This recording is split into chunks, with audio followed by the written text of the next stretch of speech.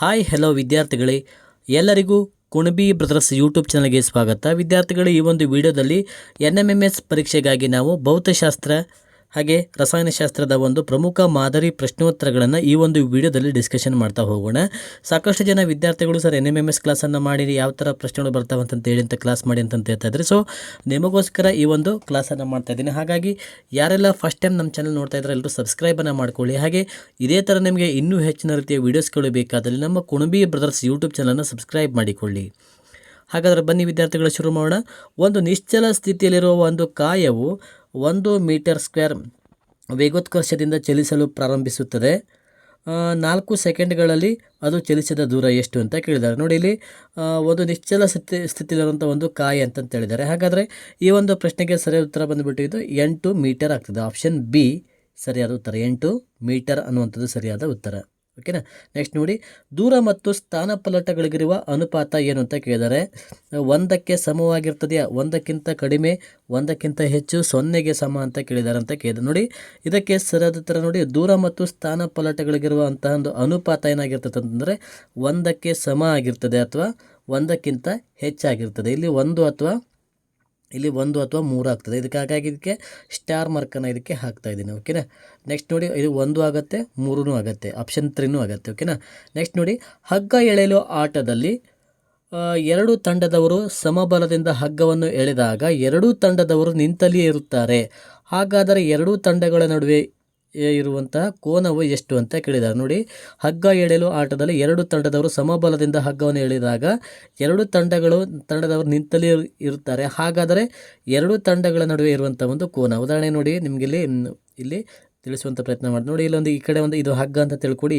ಈ ಕಡೆನೂ ಎಳಿತಾ ಇದ್ದಾರೆ, ಈ ಕಡೆನೂ ಎಳಿತಾ ಇದ್ದಾರೆ. ಹಾಗಾದರೆ ಇಲ್ಲಿ ಎಳೆದಾಗ ನಿಶ್ಚಲ ಸ್ಥಿತಿಯಲ್ಲಿ ಇದ್ದಾಗ ಅಥವಾ 2 ನಿಂತಲೇ ಇದ್ದಾಗ, ಏನೂ ಚಲನೆ ಆಗದೇ ಇದ್ದಾಗ 2 ತಂಡಗಳ ನಡುವೆ ಇರುವಂಥ ಕೋನ ಎಷ್ಟು ಅಂತ ಕೇಳಿದ್ದಾರೆ. ಹೌದಾ. ನೋಡಿ, ಆಪ್ಷನ್ ಎ ಬಂದುಬಿಟ್ಟು 180 ಡಿಗ್ರಿ, 90 ಡಿಗ್ರಿ, 60 ಡಿಗ್ರಿ, 0 ಡಿಗ್ರಿ ಅಂತ ಇದೆ. ನೋಡಿ, ಇದಕ್ಕೆ ಸರಿಯಾದ ಉತ್ತರ ಬಂದುಬಿಟ್ಟು 180 ಡಿಗ್ರಿ. ಅಂದರೆ ನೋಡಿ, ಸಮಾಂತರ ಒಂದು ರೇಖೆಯಲ್ಲಿ ಇರ್ತದೆ. ಹೌದಾ, ಸಮಾಂತರ ರೇಖೆಯಲ್ಲಿ ಇರ್ತದೆ, ಇದು 180 ಡಿಗ್ರಿ ಇರ್ತದೆ. ಹಾಗಾಗಿ ಆಪ್ಷನ್ ಎ ಸರಿಯಾದ ಉತ್ತರ. ನೆಕ್ಸ್ಟ್ ನೋಡಿ, ಬಸ್ಸಿನಲ್ಲಿ ಚಲಿಸುತ್ತಿರುವಾಗ ತಕ್ಷಣ ಬ್ರೇಕ್ ಹಾಕಿದರೆ ನೀವು ಮುಂದಕ್ಕೆ ಬಾಗುತ್ತೀರಿ. ಇದು ಯಾವುದಕ್ಕೆ ಉದಾಹರಣೆಯಾಗಿದೆ? ಸಾಮರ್ಥ್ಯ, ಕೆಲಸ, ಬಲ, ಜಡತ್ವ ಅಂತ ಇದೆ. ನೋಡಿ, ಇದಕ್ಕೆ ಸರಿಯಾದ ಉತ್ತರ ಜಡತ್ವಕ್ಕೆ ಉದಾಹರಣೆ ಆಗಿದೆ. ಆಪ್ಷನ್ ಡಿ ಸರಿಯಾದ ಉತ್ತರ. ನೆಕ್ಸ್ಟ್ ನೋಡಿ, ಒಂದು ಕಾಯದ ರಾಶಿ 1 kg ಆಗಿದ್ದು ಅದನ್ನು 1 ಮೀಟರ್ ಪರ್ ಸೆಕೆಂಡಷ್ಟು ವೇಗೋತ್ಕರ್ಷಗೊಳಿಸಲು ಅದಕ್ಕೆ ಕೊಡಬೇಕಾದ ಬಲವು ಏನು ಅಂತ ಕೇಳಿದ್ದಾರೆ. ನೋಡಿ, ಇದು ಬಲ ಪಾಠದ ಮೇಲೆ ಇರುವಂಥ ಒಂದು ಪ್ರಶ್ನೆ ಆಗಿದೆ. ಇದಕ್ಕೆ ಸರಿಯಾದ ಉತ್ತರ ಬಂದುಬಿಟ್ಟು 1 ನ್ಯೂಟನ್. ಆಪ್ಷನ್ ಡಿ ಸರಿಯಾದ ಉತ್ತರ. ಓಕೆ. ನೆಕ್ಸ್ಟ್ ನೋಡಿ, ರಾಶಿ ಮತ್ತು ಜವದ ಗುಣಲಬ್ಧವು ಏನಾಗಿರ್ತದೆ? ಕೆಲಸ, ಬಲ, ಸಂವೇಗ, ಜಡತ್ವ ಅಂತ ಕೇಳಿದ್ದಾರೆ. ಇದಕ್ಕೆ ಸರಿಯಾದ ಉತ್ತರ ಬಂದುಬಿಟ್ಟು ಸಂವೇಗ ಆಗಿರ್ತದೆ. ರಾಶಿ ಮತ್ತು ಜವದ ಗುಣಲಬ್ಧವು ಸಂವೇಗ. ಆಪ್ಷನ್ ಸಿ ಸರಿಯಾದ ಉತ್ತರ. ಜೆಟ್ ಪ್ಲೇನ್ ಮತ್ತು ರಾಕೆಟ್ಗಳು ಕೆಲಸ ನಿರ್ವಹಿಸುವ ಆಧಾರದ ನೋಡಿ, ನ್ಯೂಟನ್ನ ಚಲನೆಯ ಮೊದಲನೇ ನಿಯಮದಿಂದ, ಶಕ್ತಿಯ ನಿಯಮದಿಂದ, ನ್ಯೂಟನ್ನ ಚಲನೆಯ 2ನೇ ನಿಯಮದಿಂದ, ನ್ಯೂಟನ್ನ ಚಲನೆಯ 3ನೇ ನಿಯಮದಿಂದ ಅಂತ ಇದೆ. ನೋಡಿ, ಇದಕ್ಕೆ ಸರಿಯಾದ ಉತ್ತರ ಬಂದುಬಿಟ್ಟು ನ್ಯೂಟನ್ನ ಚಲನೆಯ 3ನೇ ನಿಯಮವು ಇದನ್ನು ಹೇಳ್ತದೆ. ಆಪ್ಷನ್ ಡಿ ಸರಿಯಾದ ಉತ್ತರ. ಓಕೆ. ನೆಕ್ಸ್ಟ್ ನೋಡಿ, ಹಾಗೆ ವಿದ್ಯಾರ್ಥಿಗಳೇ, ಇದುವರೆಗೂ ನಮ್ಮ ಚಾನಲನ್ನು ಯಾರು ಸಬ್ಸ್ಕ್ರೈಬ್ ಮಾಡ್ಕೊಂಡಿಲ್ಲ ಸಬ್ಸ್ಕ್ರೈಬ್ ಮಾಡಿಕೊಳ್ಳಿ. ನಿಮಗೆ ಇನ್ನಷ್ಟು ರೀತಿಯ ವೀಡಿಯೋಸ್ಗಳು, ನವೋದಯ, ಮೊರಾರ್ಜಿ, ಆದರ್ಶ ವಿದ್ಯಾಲಯ, GK ವೀಡಿಯೋಸ್ಗಳು, ಕನ್ನಡ ಭಾಷಣಗಳು, ಈ ಥರ ಎಲ್ಲ ವೀಡಿಯೋಸ್ಗಳು ನಮ್ಮ ಚಾನಲ್ನಲ್ಲಿ ನಿಮಗೆ ಲಭ್ಯ ಇದೆ. ಹಾಗಾಗಿ ಎಲ್ಲರೂ ಸಬ್ಸ್ಕ್ರೈಬನ್ನು ಮಾಡಿಕೊಳ್ಳಿ. ಇವುಗಳಲ್ಲಿ ಯಾವುದು ಹೆಚ್ಚು ಜಡತ್ವವನ್ನು ಹೊಂದಿರುತ್ತದೆ? ಬೈಸಿಕಲ್, ಸ್ಕೂಟರ್, ಬಸ್, ಕಾರು ಅಂತ ಇದೆ. ನೋಡಿ, ಇದಕ್ಕೆ ಸರಿಯಾದ ಉತ್ತರ ಬಂದುಬಿಟ್ಟು ಬಸ್ ಸರಿಯಾದ ಉತ್ತರ. ಬಸ್ ಇದು ಹೆಚ್ಚು ಜಡತ್ವವನ್ನು ಹೊಂದಿರ್ತದೆ. ಜಡತ್ವ ಅಂತ ತಂದಾಗ ನಾವು ಬಸ್ನಲ್ಲಿ ಬ್ರೇಕ್ ಹಾಕಿದಾಗ ನಾವು ಒಮ್ಮೆಕ್ಲೆ ಮುಂದೆ ಹೋಗ್ತೀವಲ್ಲ, ಹಾಗಾಗಿ ಆಪ್ಷನ್ ಸಿ ಸರಿಯಾದ ಉತ್ತರ. ನೆಕ್ಸ್ಟ್ ನೋಡಿ, ಒಬ್ಬ ಮನುಷ್ಯ 50 kg ಅಕ್ಕಿ ಚೀಲವನ್ನು ತನ್ನ ತಲೆಯ ಮೇಲೆ ಹೊತ್ತುಕೊಂಡು ನಿಂತಿದ್ದಾನೆ. ಹಾಗಾದರೆ ಅವನಿಂದ ಆದ ಕೆಲಸ 50 ಜೌಲ್, 2.25 ಜೌಲ್, 0 ಅಥವಾ 100 ಜೌಲ್ ಅಂತ ಕೇಳಿದ್ದಾರೆ. ನೋಡಿ, ಇದಕ್ಕೆ ಸರಿಯಾದ ಉತ್ತರ ಬಂದುಬಿಟ್ಟು 0 ಜೌಲ್ ಆಗಿರ್ತದೆ, 0 ಆಗಿರ್ತದೆ. ಜವವನ್ನು ದ್ವಿಗುಣಗೊಳಿಸಿದರೆ ಚಲನಶಕ್ತಿಯು ಹೆಚ್ಚಳವಾಗುವುದು 2ರಷ್ಟು, 3ರಷ್ಟು, 1ರಷ್ಟು, 4ರಷ್ಟು ಅಂತ ಇದೆ. ನೋಡಿ, ಇದಕ್ಕೆ ಸರಿಯಾದ ಉತ್ತರ ಬಂದುಬಿಟ್ಟು ನೋಡಿ, ಜವವನ್ನು ದ್ವಿಗುಣಗೊಳಿಸಿದಾಗ ಏನಾಗಿರ್ತದೆ? 4ರಷ್ಟು ಅದು ಚಲನಶಕ್ತಿಯು ಹೆಚ್ಚಾಗಿರ್ತದೆ. ಆಪ್ಷನ್ ಡಿ ಸರಿಯಾದ ಉತ್ತರ. ನೆಕ್ಸ್ಟ್ ನೋಡಿ ವಿದ್ಯಾರ್ಥಿಗಳೇ, ಚಲನಶಕ್ತಿಯ ಗಣತೀಯ ರೂಪ ಅಂತ ಯಾವುದಂತ ಕೇಳಿದ್ದಾರೆ ನೋಡಿ. ಇದಕ್ಕೆ ಸರಿಯಾದ ಉತ್ತರ ಬಂದುಬಿಟ್ಟು ಆಪ್ಷನ್ ಬಿ ಸರಿಯಾದ ಉತ್ತರ. ಓಕೆ, ನೆಕ್ಸ್ಟ್ ನೋಡಿ, ಶಕ್ತಿಯ ಸಂರಕ್ಷಣಾ ನಿಯಮದ ಪ್ರಕಾರ ಶಕ್ತಿಯನ್ನು ಸೃಷ್ಟಿಸಲು ನಾಶಪಡಿಸಲು ಸಾಧ್ಯ. ಶಕ್ತಿಯನ್ನು ಕೇವಲ ಸೃಷ್ಟಿಸಬಹುದು, ಆದರೆ ನಾಶಪಡಿಸಲು ಸಾಧ್ಯವಿಲ್ಲ. ಶಕ್ತಿಯನ್ನು ಸೃಷ್ಟಿಸಲು ನಾಶಪಡಿಸಲು ಸಾಧ್ಯವಿಲ್ಲ. ಶಕ್ತಿಯನ್ನು ಒಂದು ರೂಪದಿಂದ ಮತ್ತೊಂದು ರೂಪಕ್ಕೆ ಬದಲಾಯಿಸಲು ಸಾಧ್ಯವಿಲ್ಲ ಅಂತ ಹೇಳಿದ್ದಾರೆ ನೋಡಿ. ಇದಕ್ಕೆ ಸರಿಯಾದ ಉತ್ತರ ಬಂದುಬಿಟ್ಟು ಶಕ್ತಿಯನ್ನು ಸೃಷ್ಟಿಸಲು ಅಥವಾ ನಾಶಪಡಿಸಲು ಸಾಧ್ಯವಿಲ್ಲ ಅನ್ನೋದು ಸರಿಯಾದ ಉತ್ತರ. ಆಪ್ಷನ್ 3 ಸರಿಯಾದ ಉತ್ತರ. ಓಕೆ, ನೆಕ್ಸ್ಟ್ ನೋಡಿ, ರಸಾಯನಶಾಸ್ತ್ರಕ್ಕೆ ಸಂಬಂಧಪಟ್ಟಂಥ ಪ್ರಶ್ನೋತ್ತರಗಳನ್ನ ನೋಡೋಣ ವಿದ್ಯಾರ್ಥಿಗಳೇ. ನಿರ್ದಿಷ್ಟವಾಗಿ 2 ನ್ಯೂಟ್ರಾನ್ಗಳನ್ನು ಹೊಂದಿರುವಂಥ ಪರಮಾಣು ಡ್ಯೂಟೇರಿಯಂ, ಟ್ರಿಟೇರಿಯಂ, ಹೈಡ್ರೋಜನ್, ಇಂಗಾಲ ಅಂತ ಕೊಟ್ಟಿದ್ದಾರೆ. ಇದಕ್ಕೆ ಸರಿಯಾದ ಉತ್ತರ ಬಂದುಬಿಟ್ಟು ಟ್ರಿಟಿಯಂ ಸರಿಯಾದ ಉತ್ತರ. ಆಪ್ಷನ್ ಬಿ ಸರಿಯಾದ ಉತ್ತರ. ನೆಕ್ಸ್ಟ್ ನೋಡಿ, ಜಲಜನಕದ ಸಮಸ್ಥಾನಿ ಡ್ಯೂಟೇರಿಯಂನ ಪರಮಾಣು ದ್ರವ್ಯರಾಶಿ 2, ಆಮ್ಲಜನಕದ ಪರಮಾಣು ದ್ರವ್ಯರಾಶಿ 16.2 ಗ್ರಾಂನಷ್ಟು ಭಾರಜಲದಲ್ಲಿರುವ ಒಟ್ಟು ಭಾರಜಲದ ಅಣುಗಳ ಸಂಖ್ಯೆ ಅಂತ ಕೇಳಿದ್ದಾರೆ ನೋಡಿ. ಇದಕ್ಕೆ ಸರಿಯಾದ ಉತ್ತರ ಬಂದುಬಿಟ್ಟು ನೋಡಿ, ಪ್ರಶ್ನೆ ಸಂಖ್ಯೆ 14ಕ್ಕೆ ಸರಿಯಾದ ಉತ್ತರ ಆಪ್ಷನ್ ಬಿ 6.023 ಇಂಟು 1022 ಅನ್ನೋದು ಸರಿಯಾದ ಉತ್ತರ. Option B. ಓಕೆ, ನೆಕ್ಸ್ಟ್ ನೋಡಿ, ಈ ಕೆಳಗಂಡೆ ಯಾವ ರಾಸಾಯನಿಕ ಸಮೀಕರಣ ವಿಭಜನೆ ಕ್ರಿಯೆಯನ್ನು ಸೂಚಿಸುತ್ತದೆ? CO3 ಇಂದ CaO ಪ್ಲಸ್ CO2ನ ಯಾವುದಂತ ಕೇಳಿದ್ದಾರೆ ನೋಡಿ. ಇದಕ್ಕೆ ಸರಿಯಾದ ಉತ್ತರ ಬಂದುಬಿಟ್ಟು ಆಪ್ಷನ್ ಎ ಸರಿಯಾದ ಉತ್ತರ. CaCO3 ದಿಂದ CaO ಪ್ಲಸ್ CO2 ಬಿಡುಗಡೆ ಆಗುವಂಥದ್ದು. ಓಕೆನಾ. ನೆಕ್ಸ್ಟ್ ನೋಡಿ, ಗಂಧದ ಡೈಆಕ್ಸೈಡ್ ಪ್ರಯೋಗಾಲಯದಲ್ಲಿ ಯಾವ ಪ್ರಕ್ರಿಯೆಯಿಂದ ತಯಾರಿಸಲಾಗುತ್ತದೆ ಅಂತ ಕೇಳಿದ್ದಾರೆ. Cu and H2SO4, AU and H2SO4, Na2S and HCl, S and H2O ಅಂತ ಕೇಳಿದ್ದಾರೆ ನೋಡಿ. ಇದಕ್ಕೆ ಸರಿಯಾದ ಉತ್ತರ ಬಂದುಬಿಟ್ಟು option A Cu and H2SO4. Option A ಸರಿಯಾದ ಉತ್ತರ. ಓಕೆ, ನೆಕ್ಸ್ಟ್ ನೋಡಿ, ಹೊಂದಿಸಿ ಬರೆಯಿರಿ. ಅಡುಗೆ ಸೋಡಾ, ಬ್ಲೀಚಿಂಗ್ ಪೌಡರ್, ಅಡಿಗೆ ಉಪ್ಪು, ಕ್ಲಾಸ್ಟಿಕ್ ಸೋಡಾ ಅಂತ ಇದೆ ನೋಡಿ. ರಾಸಾಯನಿಕಗಳ ಬಗ್ಗೆ ಅಂದರೆ ಈ ಒಂದು ಪರಮಾಣು ಸಂಕೇತ ಅಥವಾ ರಾಸಾಯನಿಕ ಸಂಕೇತಗಳ ಬಗ್ಗೆ, ರಾಸಾಯನಿಕ ಸೂತ್ರಗಳ ಬಗ್ಗೆ ಕೇಳ್ತಾರೆ. ಸರಿಯಾಗಿ ನೋಡ್ಕೊಳ್ಳಿ, ಅದನ್ನ ಒಂದು ಕಡೆ ನೋಟ್ ಮಾಡಿಕೊಡಿ, ನೀವು ಅದನ್ನು ಪ್ರಾಕ್ಟೀಸ್ ಮಾಡಿ ವಿದ್ಯಾರ್ಥಿಗಳು. ಓಕೆ, ನೆಕ್ಸ್ಟ್ ನೋಡಿ, 17ನೇ ಪ್ರಶ್ನೆ ಬಂದುಬಿಟ್ಟು ನೋಡಿ, ಆಪ್ಷನ್ ಎ ಸರಿಯಾದ ಉತ್ತರ. ಆಪ್ಷನ್ ಎ ನೋಡಿ, ಇಲ್ಲಿ ನಿಮಗೆ ಮಾರ್ಕನ್ನು ಮಾಡಿ ತೋರಿಸ್ತಾ ಇದೆ ನೋಡಿ. ಇಲ್ಲಿ ನೋಡಿ, ಅಡುಗೆ ಸೋಡಾ ಯಾವುದಾಗತ್ತೆ ನೋಡಿ. ಅಡುಗೆ ಸೋಡಕ್ಕೆ ನೋಡಿ ನಿಮಿಷ. ಓಕೆ, ಅಡುಗೆ ಸೋಡಕ್ಕೆ NaHCO3 ಆಗುತ್ತೆ ಅಡುಗೆ ಸೋಡಕ್ಕೆ. ಓಕೆ, ನೆಕ್ಸ್ಟ್ ನೋಡಿ,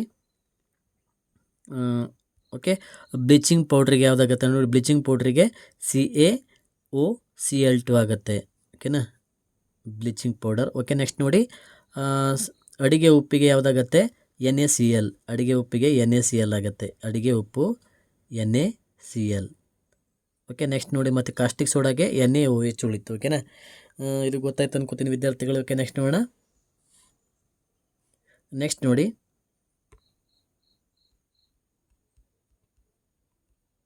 ನೆಕ್ಸ್ಟ್ ಕ್ವಶನ್, ಖನಿಜಗಳು ಇದಾಗಿದೆ. ಸರಿ.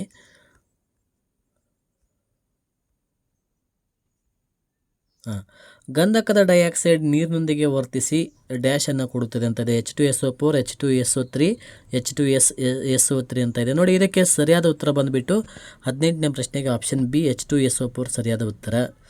19ನೇ ಪ್ರಶ್ನೆ ನೋಡಿ, 6.023 ಇಂಟು 1024 ಆಮ್ಲಜನಕದ ಅಣುಗಳು ಆದರ್ಶ ತಾಪ ಮತ್ತು ಒತ್ತಡದಲ್ಲಿ ಆಕ್ರಮಿಸುವ ಗಾತ್ರ ಡ್ಯಾಶ್ ಆಗಿರುತ್ತದೆ ಅಂತ ಕೊಟ್ಟಿದ್ದಾರೆ. ಇದಕ್ಕೆ ಸರಿಯಾದ ಉತ್ತರ ಬಂದುಬಿಟ್ಟು ಆಪ್ಷನ್ ಡಿ 224 ಲೀಟರ್ ಅಂತ ಆಗುತ್ತೆ. ಆಪ್ಷನ್ ಡಿ ಸರಿಯಾದ ಉತ್ತರ. ಓಕೆ, ನೆಕ್ಸ್ಟ್ ನೋಡಿ,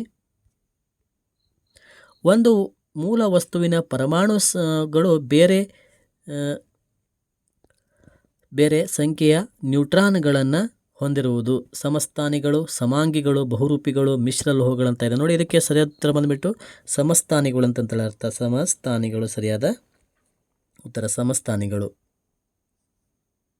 ಓಕೆ, ನೆಕ್ಸ್ಟ್ ನೋಡಿ, ಒಂದು ಪರಮಾಣು ರಾಶಿಯ ಮೌಲ್ಯ ಎಷ್ಟು ಅಂತ ಕೇಳಿದ್ದಾರೆ. AMU ಅಂದರೆ ಒಂದು ಪರಮಾಣು ರಾಶಿಯ ಮೌಲ್ಯ ಅಂತ ಕೇಳಿದಾಗ ಆಪ್ಷನ್ 3 1.66 ಇಂಟು 10⁻⁻24 ಗ್ರಾಮ್ ಸರಿಯಾದ ಉತ್ತರ. Option C. Okay, next question ನೋಡಿ, ಈ ಕೆಳಕಂಡ ಯಾವ ರಾಸಾಯನಿಕ ಸಮೀಕರಣ ಹೇಬರನ ಅಮೋನಿಯಾ ಉತ್ಪಾದಿಸುವ ವಿಧಾನವನ್ನು ಸೂಚಿಸುತ್ತದೆ ಅಂತ ಕೇಳಿದ್ದಾರೆ. ನೋಡಿ, ಇದಕ್ಕೆ ಸರಿಯಾದ ಉತ್ತರ N2 3H2 ದಿಂದ 2NH3 ಅಂತ ಇರುತ್ತೆ. ಸೊ ಹಾಗಾಗಿ ಆಪ್ಷನ್ ಎ ಸರಿಯಾದ ಉತ್ತರ. ಓಕೆ, ನೆಕ್ಸ್ಟ್ ನೋಡಿ. ಹಾಗೆ ವಿದ್ಯಾರ್ಥಿಗಳು ಯಾರೆಲ್ಲ ಕ್ಲಾಸನ್ನು ಕೇಳ್ತಾ ಇದ್ದಾರೆ ಲೈಕನ್ನು ಕೊಡಿ. ಈ ಕೆಳಗಂಡ ರಾಸಾಯನಿಕ ಸಮೀಕರಣದಲ್ಲಿ ನೋಡಿ XKClO3 ದಿಂದ KClO3 ಪ್ಲಸ್ ZO2 ಇಂದ ಇಲ್ಲಿ XYZ ಏನನ್ನು ಪ್ರತಿನಿಧಿಸ್ತದೆ ಅಂತ ಹೇಳ್ತಿದ್ದಾರೆ. ನೋಡಿ, ಇದಕ್ಕೆ ಸರಿಯಾದ ಉತ್ತರ ಬಂದುಬಿಟ್ಟು ಇದು ಆಪ್ಷನ್ ಸಿ ಸರಿಯಾದ ಉತ್ತರ. ಓಕೆನಾ, ಇದು ಸ್ವಲ್ಪ ಸ್ಟಾರ್ ಮಾರ್ಕ್ ಹಾಕಿರ್ತೀನಿ. ನಿಮಗೆ ಅಕ್ಯುರೇಟಾಗಿ ನಿಮ್ಗೆ ಗೊತ್ತಿತ್ತಂದರೆ ಆನ್ಸರ್ನ ಕಮೆಂಟ್ ಮಾಡಿ ತಿಳಿಸಿ. ಓಕೆನಾ, ನೆಕ್ಸ್ಟ್ ನೋಡಿ. ಜೀವಶಾಸ್ತ್ರಕ್ಕೆ ಸಂಬಂಧಪಟ್ಟಂಥ ಒಂದು ಕ್ವಶನ್ಸ್ಗಳನ್ನು ಬಿಡಿಸ್ತಾ ಹೋಗೋಣ. ಈಗ ಮಲಬದ್ಧತೆಯ ಸಮಸ್ಯೆಯನ್ನು ಕಡಿಮೆಗೊಳಿಸಲು ನಮ್ಮ ಆಹಾರದಲ್ಲಿ ಹೆಚ್ಚಿಸಬೇಕಾದದ್ದು ಏನು ಹೆಚ್ಚಿಸಬೇಕು ಅಂತ ಕೇಳಿದ್ದಾರೆ. ಸರಿಯಾದ ಉತ್ತರ ನಾವು ನಾರು ಪದಾರ್ಥಗಳನ್ನು ಹೆಚ್ಚಿಸಬೇಕು. ಆಪ್ಷನ್ ಸಿ ಸರಿಯಾದ ಉತ್ತರ. ಖನಿಜಗಳು ಉಂಟಾಗಲು ಕಾರಣ ಏನು ಅಂತ ಕೇಳಿದ್ದಾರೆ. ಖನಿಜಗಳು ಉಂಟಾಗಲು ಕಾರಣ ಭೂಗರ್ಭದ ಪ್ರಕ್ರಿಯೆ ಸರಿಯಾದ ಉತ್ತರ. ಭೂಗರ್ಭ ಪ್ರಕ್ರಿಯೆ. ಓಕೆ, ನೆಕ್ಸ್ಟ್ ನೋಡಿ.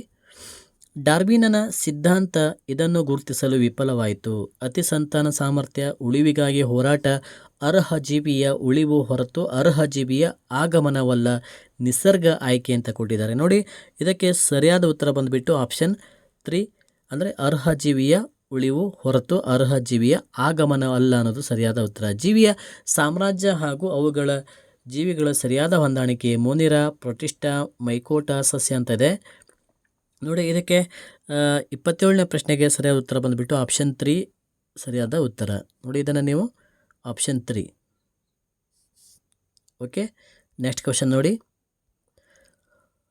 ಆಸ್ಪರ್ಜಿಯೋಲಿಸಿಸ್ ರೋಗವನ್ನು ತಡೆಗಟ್ಟಲು ತೆಗೆದುಕೊಳ್ಳಬೇಕಾದ ಮುಂಜಾಗ್ರತಾ ಕ್ರಮ ಯಾವುದು ಅಂತ ಕೇಳಿದ್ದಾರೆ. ನೋಡಿ, ಇದಕ್ಕೆ ಸರಿಯಾದ ಉತ್ತರ ಬಂದುಬಿಟ್ಟು ಇದಕ್ಕೆ ಶುಚಿತ್ವವಿಲ್ಲದ ಸ್ಥಳಗಳಿಂದ ದೂರವಿರಬೇಕು ಅನ್ನೋದು ಸರಿಯಾದ ಉತ್ತರ.